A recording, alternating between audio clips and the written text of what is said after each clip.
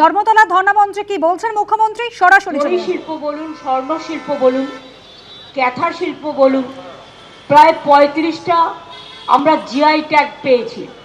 বর্ধমানের মিহিদানা সীতাভোগ থেকে শুরু করে একেবারে বাঁকুড়ার বালুচরি থেকে শুরু করে ডোকরা থেকে শুরু করে জয়নগরের মোয়া থেকে শুরু করে উত্তর দিনাজপুরের দক্ষিণ দিনাজপুরের তুলাইপঞ্জির চাল থেকে শুরু করে মালদা মুর্শিদাবাদের সিল্ক থেকে শুরু করে নদিয়ার মসলিন থেকে শুরু করে এরকম অনেক শিল্প আমাদের আছে।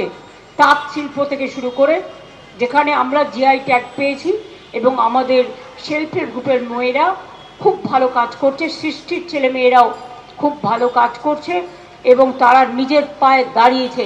আমরা প্রায় 12 লক্ষ সেলফ হেল্প গ্রুপ তৈরি করেছি, এটা বাংলার গর্ব। এবং 6টা যে ইকোনমিক করিডোর হচ্ছে সারা বাংলাকে জুড়বে। অলরেডি পুরুলিয়ায় জঙ্গলমহলে 72,000 কোটি টাকার বিনিয়োগ করে ওখানে জঙ্গল সুন্দরী ইন্ডাস্ট্রিয়াল বড় হাব তৈরি হচ্ছে। সেল গ্যাস তৈরি হয়েছে দুর্গাপুরে, শয়ে শয়ে ইন্ডাস্ট্রিয়াল পার্ক তৈরি হয়েছে যেখানে স্মল স্কেল ইন্ডাস্ট্রি থেকে শুরু করে বিগ ইন্ডাস্ট্রি হচ্ছে। এমনকি বড় বড় ইন্ডাস্ট্রি, সিমেন্ট হাব হয়ে গেছে বাংলা। বাংলা কয়লা উৎপাদন 80% করে, কিন্তু আয়রনের জন্য পলিসি আছে, ন্যাশনাল পলিসি নেই। আয়রন আমরা পাই না, কিন্তু আমাদের কয়লার ন্যাশনাল পলিসি করে আমাদের এখান থেকে নিয়ে চলে যাওয়া হয়। ধর্মতলায় গতকাল থেকেই মুখ্যমন্ত্রী মমতা বন্দ্যোপাধ্যায় তিনি ধর্ণা শুরু করেছেন। একের পর এক নেতা কর্মীরা তারা হাজির হয়েছেন এই ধর্ণা মঞ্চে। আজ সকালের ছবি রেখেছে আপনাদের সামনে সরাসরি এসআইআর ইস্যুতে ধর্মতলার ধর্ণা মঞ্চে মুখ্যমন্ত্রী মমতা বন্দ্যোপাধ্যায়। 2 দশক আগে সিঙ্গুরের জমি আন্দোলনের সময় এই ধর্মতলার মেট্রো চ্যানেলে 26 দিন অনশন করেছিলেন মমতা বন্দ্যোপাধ্যায়। আর এবার যে এসআইআর চলছে রাজ্যে, সেই এসআইআর এর বিরোধিতায় আন্দোলনের এই প্রসঙ্গ কিন্তু ফিরে এসেছে গতকাল থেকে এই মঞ্চে এবং জমায়েতে। গতকাল ধর্ণা শুরুর সময় থেকে এই মেট্রো চ্যানেলে মুখ্যমন্ত্রী মমতা বন্দ্যোপাধ্যায় এবং সেই ধর্ণা মঞ্চ থেকেই তিনি কিন্তু ঘোষণা করেছিলেন ধর্ণা কিন্তু তিনি চালিয়ে যাবেন। আশাবুল হোসেন আমাদের প্রতিনিধি রয়েছেন আমাদের সঙ্গে। আশাবুল, ইতিমধ্যে মঞ্চে পৌঁছে গেছেন এবং তিনি কালকে সারা রাত্রি মেট্রো চ্যানেলের যে অবস্থান মঞ্চ সেখানেই তিনি ছিলেন এবং কালকে অভিষেক বন্দ্যোপাধ্যায় তিনি যে বার্তাটা দিয়েছেন যে বিজেপিকে সামাজিকভাবে বয়কট করতে হবে এবং যাকে খুশি ভোট দেওয়া যাবে কিন্তু বিজেপিকে নয় এবং বিজেপিকে 50-এর নিচে নামাতে হবে।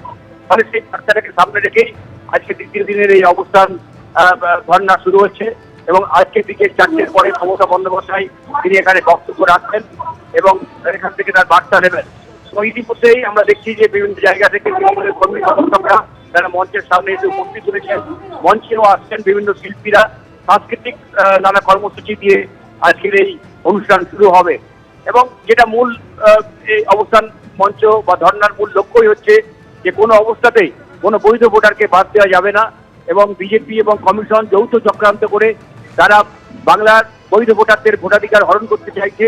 এই অভিযোগে এবং এই প্রতিবাদে মমতা বন্দ্যোপাধ্যায়ের এই ধর্ণা কর্মসূচি, যেখানে 60 লক্ষ যে ভোটার তারা বিবেচনাধীন রয়েছে, অর্থাৎ চুক্তি কার্য অসম্মতিকে সামনে রেখে তাদের ভোটাধিকার থাকবে কি থাকবে না সেই বিষয়টি জানাধীন চলছে।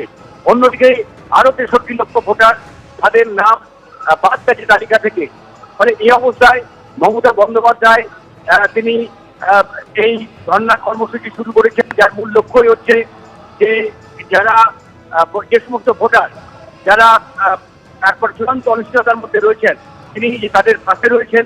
পাশাপাশি এই বিষয়টাকে সামনে রেখে নির্বাচনের মুখে তিনি তার এই আন্দোলনটাকে জন আন্দোলনে পরিণত করতে চান, জেলায় ছড়িয়ে যেতে চান এবং তৃণমূল কর্মীদের মনোবল চাঙ্গা করতে চান ভোটের মুখে।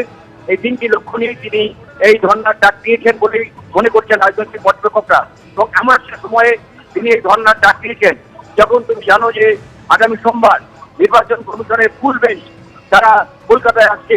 14 তারিখে প্রধানমন্ত্রী নরেন্দ্র মোদী তিনি ব্রিগেডে সমাবেশ করবেন এবং রাজ্যপাল সিপি আনন্দ বোস তাকে তিনি ইস্তফা দিয়েছেন, নতুন রাজ্যপাল রাজ্যের দায়িত্ব গ্রহণ করবেন বলে এই একটা প্রেক্ষাপটকে মমতা বন্দ্যোপাধ্যায় বেছে নিয়েছেন। প্রতিবারের অন্যতম স্থান যে মেট্রো চ্যানেল থেকে, যে মেট্রো চ্যানেল একটা ঐতিহাসিক জায়গা যেখানে কৃষি জমি জোর করে অধিগ্রহণ করা যাবে না, এই সুখে সামনে রেখে 2006 সালে মমতা বন্দ্যোপাধ্যায় তিনি টানা 26 দিন অনশন করেছিলেন। পাশাপাশি বিরোধী নেত্রী থাকাকালীন 1993 সালে যে no identity card no vote, সেই আন্দোলনকেও তিনি একেবারে মহাকরণ অবধি পৌঁছে দিয়েছিলেন। আজকে যে আন্দোলনটা তিনি করছেন যে কোনো বৈধ ভোটারের ভোটাধিকার কেড়ে নেওয়া যাবে না এবং ষড়যন্ত্র করে তাদের বৈধ ভোটারদের ভোটাধিকার কেড়ে নেওয়া হচ্ছে, এর প্রতিবাদে তার এই অবস্থান। এবং সবথেকে গুরুত্বপূর্ণ একটি বিষয় যেটা তৃণমূলের অভিযোগ করা হচ্ছে, যে সংখ্যালঘু প্রান্তিক এবং গরিব মানুষ তাদেরই ভোটাধিকার কেড়ে নেওয়ার অন্যতম ষড়যন্ত্র করা হয়েছে।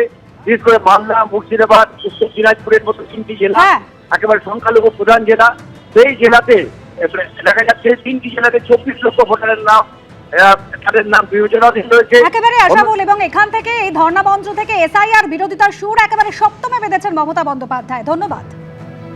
এবিপি আনন্দ, এগিয়ে থাকে, এগিয়ে রাখে।